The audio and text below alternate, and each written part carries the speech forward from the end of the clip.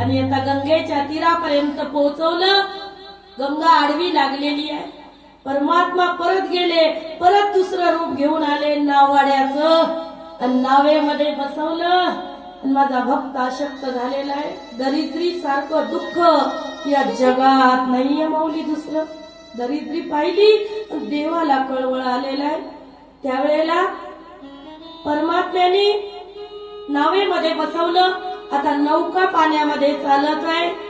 सुदामदेव भगवंताचं चिंतन करत आहे.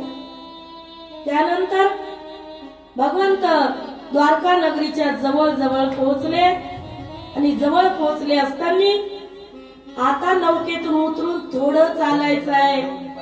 आणि परमात्म्याने आता सोडलं. आता येतो घरी. परमात्म्याने सोडलं. सुदामदेव चालताना पायामध्ये चप्पल नव्हती. पहिले लोकांना चप्पल मिळत नव्हती माऊली. डहाळाचे पानं पायाला बांधा लागत होते. काय दिवस काढले असतील जुन्या लोकांनी. तुम्ही बांधले? वा, नमन आहे तुम्हाला माऊली. पायाला डहाळाचे पानं बांधून उन्हाळा काढायचा, रस्ता क्रमण करायचा. लय दिवस नाही झाले त्या गोष्टीला. आईसाहेब आपल्या कथेमध्ये आहे. नित्य ज्ञानेश्वरीचं पारायण करत असतात. कथेमध्ये 18 वर्ष झाले. ज्ञानेश्वरीकडे वळण्याची बुद्धीच कोण्या जीवाला होत नाही, पण झाली तो जीव धन्य आहे. मग डाळाचे पानं पायाला बांधून पुढे यात्रा क्रमण करत आहेत. पण एक सुळा असणारा काटा, तो काटा पायामध्ये घुसला. जसा पायामध्ये घुसला तसा हे श्रीकृष्ण आवाज दिला. परमात्मा तिकडे कळवळले. परमात्म्याने परत रूप घेतलं आणि परत जवळ आले. ढोरक्याचं रूप घेतलं. सुदामदेवाच्या जवळ आले. सांगितलं, सुदामा तुला काही दुःख आहे का रे? तो म्हटला, माझ्या पायात काटा मोडला काटा. आणि भगवंतानी सुदामदेवाच्या पायातला काटा काढत असताना सांगितलं, तू डोळे लाव. काटा काढताना डोळे लावावे लागतात. आपलं लहानपणी काटा काढताना आई म्हणायची, डोळे लाव आणि हिरव्या झाडाचं ध्यान कर. हिरव्या हिरव्या झाडा माझा काटा काढले. तसं सुदामदेवाला डोळे लावायला सांगितले. सुदामदेवांनी जसे डोळे लावले तसा भगवंतांनी काटा काढला. वेळ सुद्धा लागू दिला नाही आणि दुखू सुद्धा दिलं नाही. त्यावरून असा हात फिरवला आणि काट्याची जागा नाहीशी झाली. शब्द नाहीस झालं. त्यावेळेला सुदामाला द्वारका नगरीमध्ये आणून सोडलं. द्वारकेला कोण कोण गेलेलं आहे? द्वारकात बऱ्याच जणी आहेत. द्वारकाधीशाच्या मंदिराचे ध्वज रोज 3 वेळा बदलले जातात आणि अतिशय थाटमाट आहे परमात्म्याचा. कारण गड्यांनो राजा किरे झाला, कृष्ण सिंहासनी बैसला. हा राजा आहे. द्वारकेतले लोक, द्वारकेतल्या मंदिरातले लोक कधीच म्हणत नाहीत पैसे टाका. दुसरीकडे म्हणतील, पण द्वारकेतले कधीच म्हणत नाहीत. का? ते म्हणतात आमचा देव राजा आहे. राजाची कांता काय वेक मागे. मग आता द्वारका नगरीमध्ये गेले.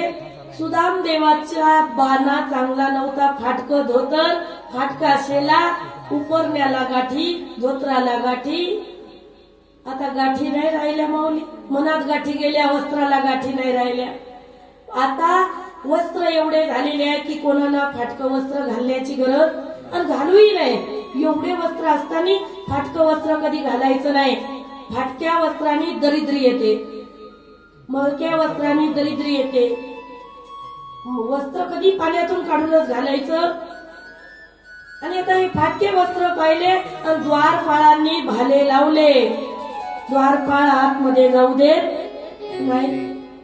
सांगितलं द्वारपाळांनो, अरे मी कृष्णाला भेटायला आलेलो आहे. माझा कृष्ण माझा मित्र आहे. तो म्हटला काय? अरे कृष्ण माझा मित्र आहे. अरे नाव नको घेऊ, तो राजा आहेत. राजाचं नाव घेताना लाज नाही वाटत? त्यांनी सांगितलं तो राजा असेल पण माझा बालपणाचा मित्र आहे. मला आतमध्ये जाऊ द्या. त्याला सांगा तुमचा सुदामा भेटायला आला म्हणावं. त्यावेळेला सुदामजी विनंती करत असताना, देखो देखो ये गरीबी गरीबी कहाँ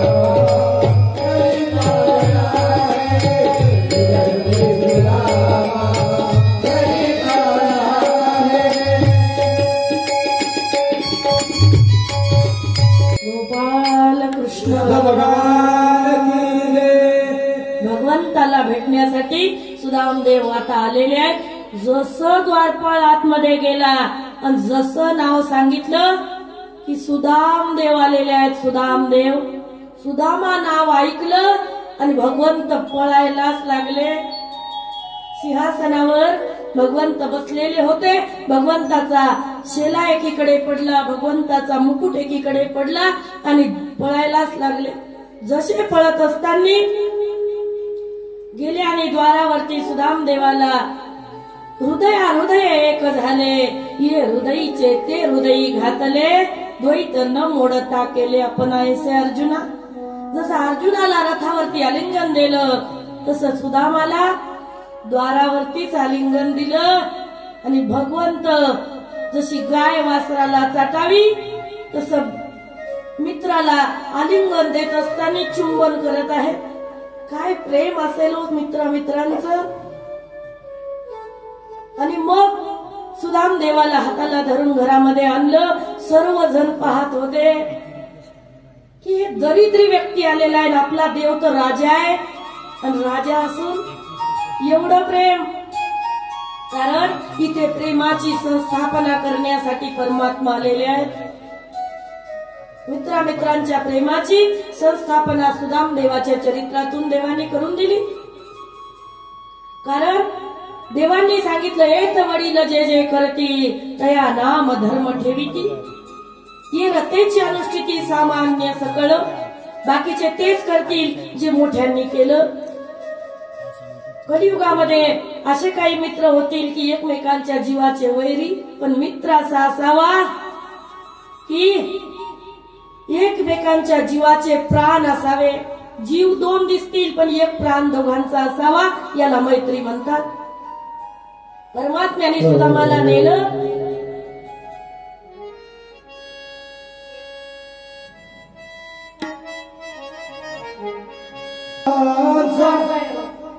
दुःखरवायला उंबया सारखा मित्र बनगामध्ये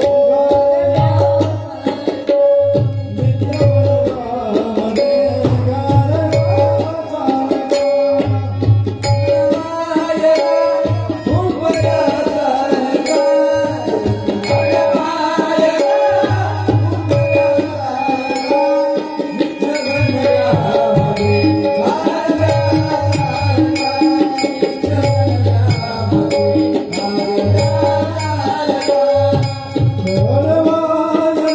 घडवायला उंबऱ्यासारखा मित्र वनव्यामध्ये गारव्यासारखा चौकून अग्नी लागावी आणि मध्ये गारवा भेटावा. गारवा कधी कधी लागते. अहो जगातली लागलेली आग सर्वजण पाहू शकतात, पण मनामध्ये लागलेली आग फक्त मित्र पाहू शकतो. मित्र माऊली ज्याला मित्र नाहीत ना ते फाश्या घेऊन मरतात, आत्महत्या करतात. आत्महत्येसारखं पाप या जगात दुसरं कोणतं नाहीये. आपलं मन जर आपण मित्राजवळ मोकळं केलं तर मरण टाळण्याची शक्ती त्या मित्रात आहे. दुःख असतात, प्रत्येकाच्या जीवनात दुःख आहेत, पण मित्र एक असा मित्र ठेवा ज्याची परीक्षा संकटातच होणार आहे. आणि संकटाच्या परीक्षेत पास झालेला मित्र कितीही रुपये कोणा दिले तर सोडू नका जीवनात. का तर तो मित्र तुमचं करोडो रुपयाचं काम करू शकतो. म्हणजे तुमचा करोडपतीने असणारा हा नरदेह वाचवू शकतो. या नरदेहाची किंमत अमेरिकेवाल्याने काढली 15 कोटी रुपये, 15 करोड रुपये या नरदेहाची पूर्ण किंमत आहे. एक डोळा गेला तर ऑपरेशन करून डोळा टाकण्यासाठी किती रुपये लागतात. हा नरदेह जर मातीत घालत असाल, एक चांगला मित्र करा आणि त्या मित्राची संगत करा. त्याला असं प्रेम करा त्याच्यामध्ये गरिबी श्रीमंती कधी येऊ देऊ नका. देवांनी तेच केलं, आपण हे करावं म्हणून देवांनी ते केलं. आणि देवांनी सांगितलं सुदामा किती दुःख झाले रे, किती दरिद्री भोगली, पण माझ्याकडे तू आला नाही. त्यावेळेला सांगितलं काय दरिद्रीचं दुःख सांगायचं, जाऊ दे सोड, आपण बालपणच्या गोष्टी करूया. आणि सांगितलं नाही बाबा, गोष्टी आरामात होती, पहिले पाहुणे आल्यानंतर पाणी वगैरे विचारलं पाहिजे. पत्नीला खुणवलं. माता रुक्मिणी, सत्यभामा, कालिंदी, जांबुवंती ज्या अष्टनायिका जवळ उभ्याच होत्या त्यांना खुणवलं, पाणी आणि परात आणा. ब्राह्मण आहे माझा मित्र, त्याची पाद प्रक्षालन पूजा करायची आहे. देवांनी पाय धुवावे एवढी भक्ती. देवांनी सुदामाचे पाय तोपर्यंत हातामध्ये घेतले आणि पायाकडे बघतायत तर सुदाम देवाचे पाय अतिशय फोड आलेले होते. पायामध्ये अतिशय दरिद्रीचं दुःख भोगलं. आणि मग देखी सुदामा के दीन दशा करुणा करके करुणा निधि रोए. देखी सुदामा की दीन दशा करुणा करके करुणा निधि रोए. पानी परत को हाथ छुओ नहीं, नैनन के जल से पग धोए. पानी परत को हाथ छुओ नहीं, नैनन के जल से पग धोए.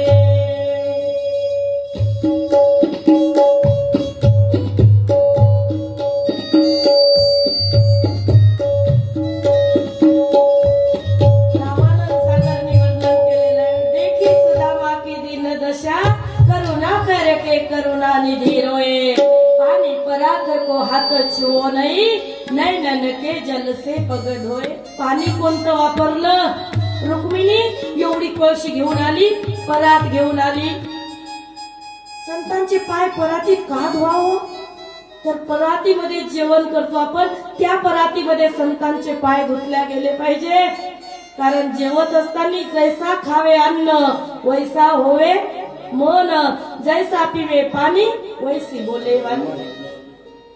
त्या परातीमध्ये जेवत असताना संतांच्या पायाचा एखादा कण जर राहिला आणि तो जर आपल्या पोटामध्ये गेला तर देखे मुक्ता ते निर्धारिता, लाभे आपुलीच मुक्तता. जैसी दीपे दिसे पाहता आपुली वस्तू.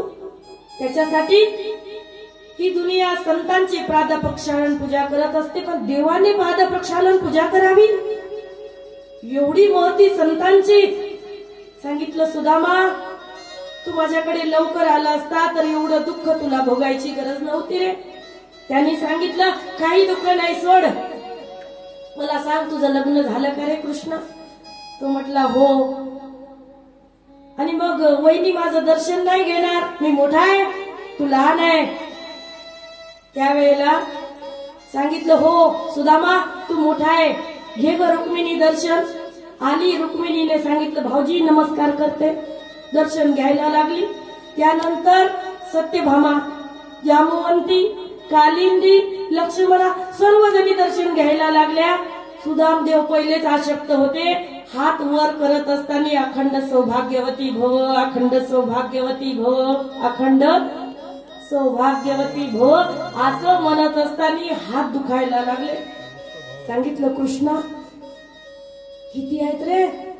तो म्हटला लाईन आणखीन खूप लांब आहे, 16,108. बापरे बाप, एवढे गुल तू कधी खिलवले? त्यावेळेला त्यांनी सांगितलं असं झालं, जाऊ दे ना सुदामा. त्यांनी विचारलं पण मला पत्रिका दिली नाही लग्नाची. तो म्हटला अरे मला तिकडून भीमक राजाच्या नगरीहून पत्रिका आली आणि तसंच्या तसंच जायचं काम पडलं आणि सर्व गडबडीतच झालं बघ. आता जाऊ दे, तू आता आला ना, आता तू राहा आमच्याकडे. त्यावेळेला सांगितलं राहतो पण माझे मुलं बाळ घरी आहेत, मला सुद्धा पत्नी आहे. अरे हो तुझं लग्न झालं का? हो.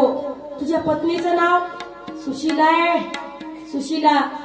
सुशील, सुशीला नाव कोणाचं असतं जिचं शील सु आहे. शील म्हणजे तिचं जे कॅरेक्टर आहे, आताच्या भाषेत कॅरेक्टर, किंवा तिचा देह अत्यंत पवित्र आहे शास्त्रीय भाषेत, ती सुशीला जिने पतीच्या व्यतिरिक्त कोणाचा कधी विचारच केला नाही, ती सुशीला आहे माझी. मला 5 मुलं आहेत, 4 मुलं आणि 1 मुलगी. सुदामदेवाला सांगितलं मला 5 मुलं आहेत. त्यावेळेला बोलत असताना दर्शन चालूच आहे. सुदामदेव म्हटले आता मी दर्शन देणार नाही कृष्णा, तू माझं दर्शन घे आणि मी तुलाच आशीर्वाद देतो. आणि मग कृष्णांनी सुदामदेवाचं दर्शन घेतलं बघा. म्हणून आमच्या वारकऱ्यामध्ये परंपरा आहे, मोठा असो की लहान असो एकमेकांनी एकमेकाचं दर्शन. पंढरीशी लोकांनाही अभिमान, पाया पडी जन. देवाला जेव्हा अभिमान होतो संत त्यांना झुकायला सांगतात. संत या सर्व जगाचे राजा आहेत. त्यांची बाह्य दरिद्री तुम्हाला दिसत असेल पण त्यांच्या अंतरामध्ये भक्तीची श्रीमंती आहे. सुदामचरित्र असं अथांग सागर आहे, एका दिवसात तर एका घंट्यात ते होणारच नाही. विचारलं सुदामा वहिनीने माझ्यासाठी काही पाठवलं असेल ना रे? तो म्हटला हो. पण ते कसं देऊ? सुदामदेवाला आंघोळीला नेलं, अभ्यंग स्नान घातलं, वस्त्र अलंकार अंगावरती घालायला दिले आणि आपलं जे गाठोडं होतं फटकं ते उशी खाली झाकून ठेवलं ज्या पलंगावरती बसत होते.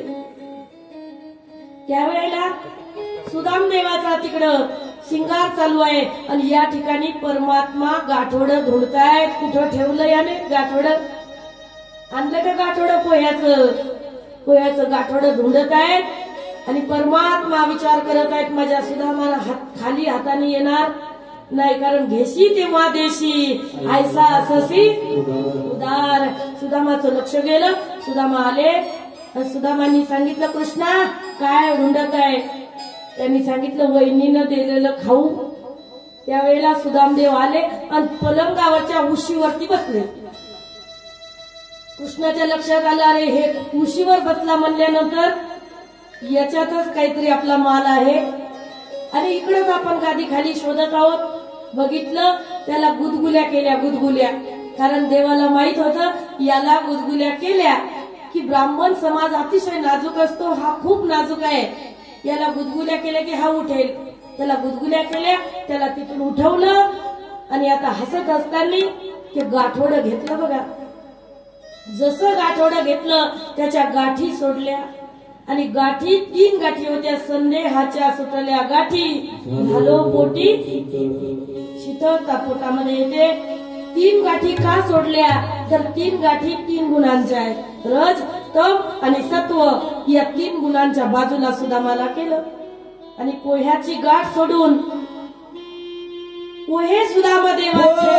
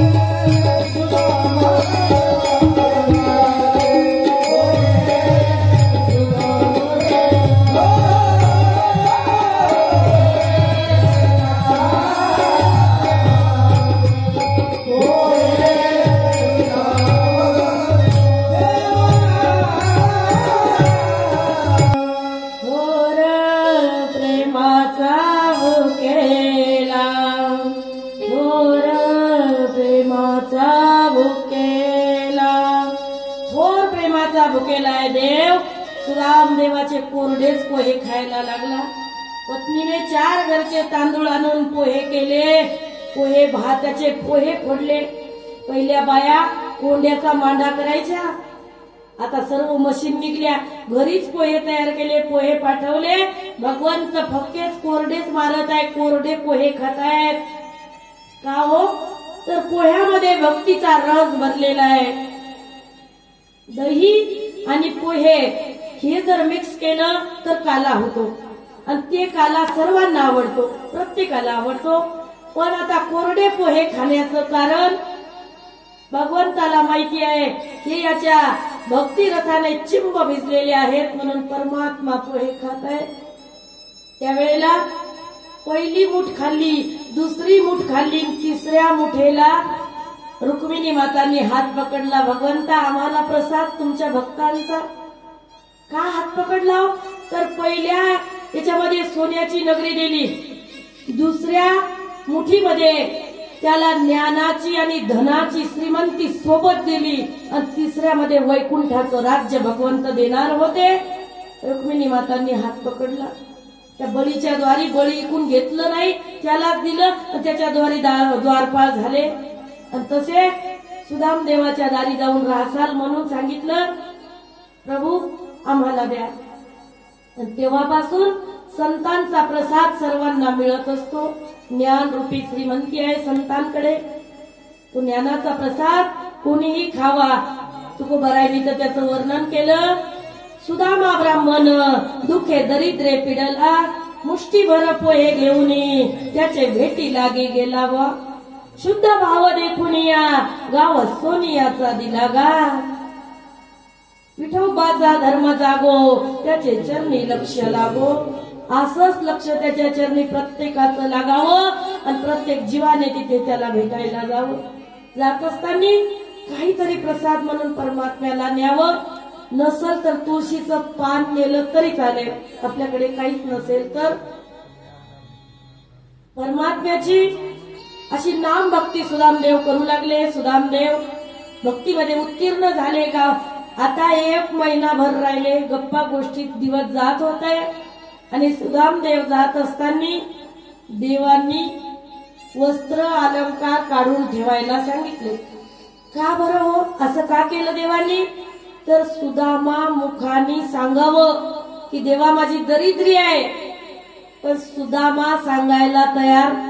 तसा तर देव मनातलं ओळखतो, पण तोंडाने सांगितलं की देवाला द्यायला जरा सोपं होतं. बघा, उदाहरण सांगते म्हणजे तुमच्या लक्षात येईल. 2 शेजारणी आहेत, दोघीचे भांडण आहेत, कोडाक्याचे. शेजारणीचे असतातच होता होईपर्यंत. आपल्या गावातलं नाही बरं सांगत, तिकडचं वारंगीत नाही, वारंगीत बाया चांगल्या आहेत. आणि मग दोघीचे भांडण. हिचं लहान मुलं आहे, तिचं नाव आहे संगीता, तिचं नाव आहे सुनीता. संगीताची लहान मुलं आहेत, आणि सुनीताने हिवाळा दिवस लागला म्हणून काजू बदाम वाळू घालायला टाकली गच्चीवरती. आता संगीताचा मुलगा तिच्याकडे पाहतच राहिला. त्याच्यासोबत एक मित्र होता. दोघं मित्र टिपून होते. काहीतरी मावशी घरात गेली की आपण चान्स हाणू. त्यावेळेला त्या संगीताचं लक्ष गेलं. तिला वाटलं या लेकराला खा वाटत आहे. सांगितलं, बाळा तुझ्या आईचं माझं भांडण आहे, तुझं माझं काही भांडण नाही, चल ये, आणि ये मी तुला देते, घे, तुझ्या हाताने घे, जितके पाहिजे तितके घे काजू बदाम, आणि जा खेळायला. तो म्हटला, नाही मावशी, आई मारेल. म्हटली, घे, आईला काही माहित होत नाही, घे. तो म्हटला, नाही मावशी. अरे मुठभर घे, जा पळवून. तो म्हटला, नाही मावशी. आणि हा घ्यायलाच तयार नाही. का पाहत आहे काजू बदामकडे. देखता जिलबीन मगता भजे तसं पाहत आहे काजू बदामकडे, खायचं नाही म्हणते. तिच्या लक्षात आलं याला खाव वाटत आहे, पण तो घेत नाहीये. म्हणून तिने सांगितलं, बाळा ये मी देते, ये. तिने मूठ भरली आणि 2 मुठात दोन्ही हातात दिल्या, त्याच्या खिशात भरून दिल्या, आणि तो चालला गेला. त्यावेळेला तो मित्र होता सोबत, ते दोघं खाऊ लागले. आणि त्याने विचारलं, का रे सोंगाड्या, तू का घेतलं नाही?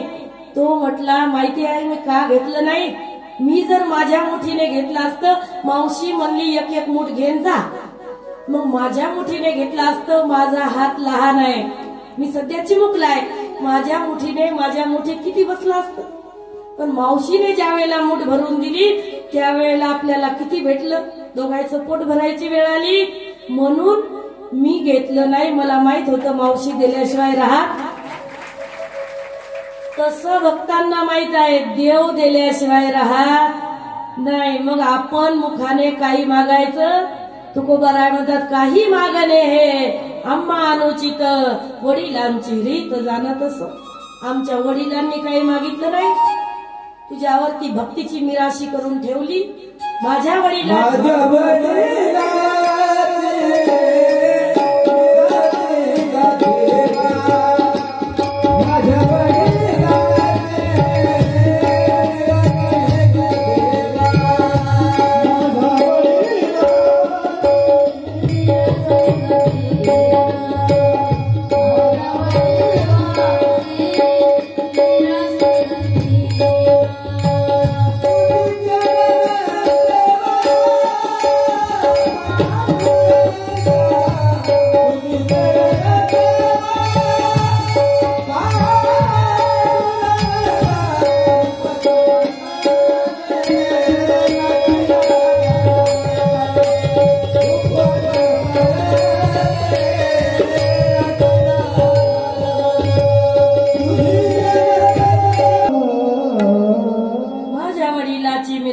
देवा, तुझी चरण सेवा पांडुरंगा, आम्ही काही मागणार नाहीये, तुझी चरण सेवा ही आमची मिराशी आहे. मिराशी म्हणजे संपत्ती, आमचं धन हे आहे की तुझ्या चरणाची सेवा आम्हाला घडावी परमात्म्याशी. असं बोलल्यानंतर देवाला आवडलं, देवाला वाटलं सुदामा तोंडाने काही मागणार नाही, मग सुदामाची परीक्षा घ्यायला हवी. हिऱ्या मोत्याचे सोन्याचे अलंकार जे गळ्यामध्ये घातले होते ते काढून घेतलं. तेव्हापासून मन पडली, शेजीचं लेणं सवच देणं, दुसऱ्याचं घालू नये, ताबडतोब वापस द्यावं लागतं. एका बाईनं लग्नाला जायचं होतं, खूप तयारी केली आणि दुसऱ्याची गहूपोत नेली. चला बाई चला लग्नाला, चला चला बाई चला लग्नाला चला. दुसऱ्याची गहूपोत नेली आणि गहूपोतच नाही, शेजारणीकडून साडी सुद्धा नेली, पैठणी. आणि बायाला खूपच आवड असते हो लग्नात सजायची, नटायची, थटायची. आणि त्यावेळेला हिनं काय केलं, सतरंजी घेऊन गेली. हिला वाटलं माझी पैठणी धुवायला चालत नाही आणि ही गरीब घरची बाई आहे, माझी सतरंजी, माझी पैठणी मळवल्याशिवाय राहणार नाही, म्हणून सतरंजी घेऊन सोबत गेली. आणि जिथं ती बसायची तिथं ही सतरंजी टाकायची. बाया म्हणायच्या काय मोठ्या घरची बाई आहे आणि हिच्या सोबत दासी आहे सतरंजी यात्रायला.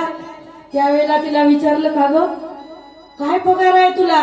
ती म्हणली पगार नाही, तिच्या अंगावरचं सर्व माझं आहे, मीच मोठ्या घरची आहे आणि ही छोट्या घरची आहे.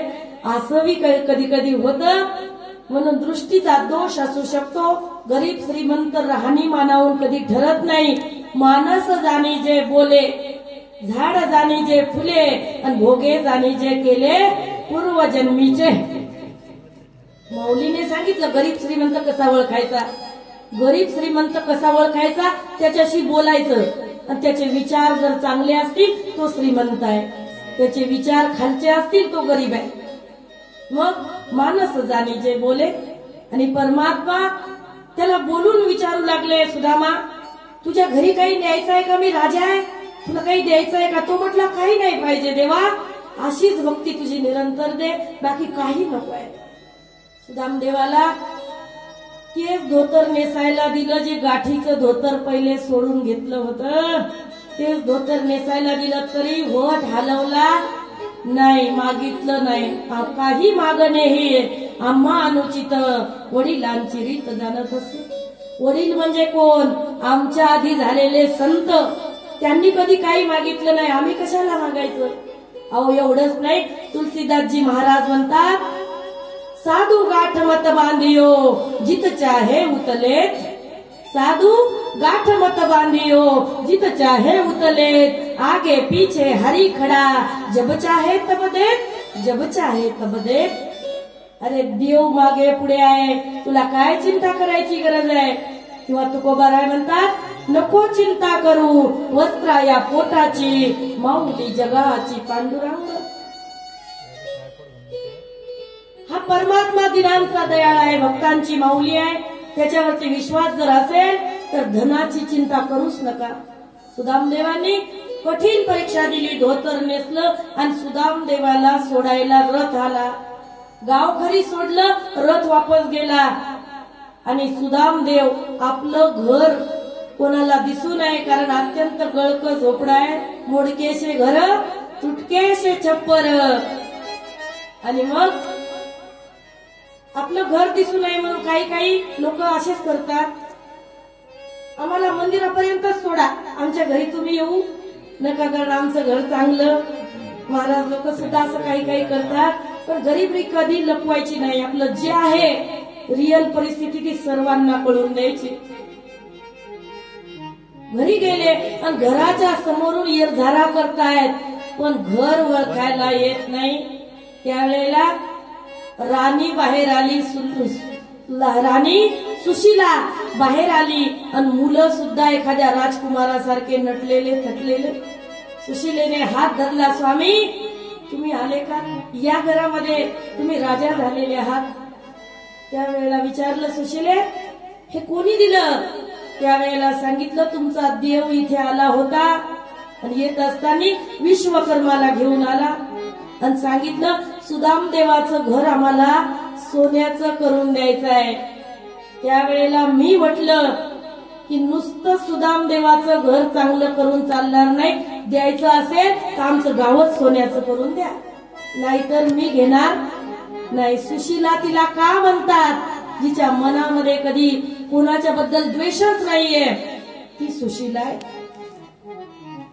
द्यायचं असेल तर पूर्ण गाव सोन्याचं करा.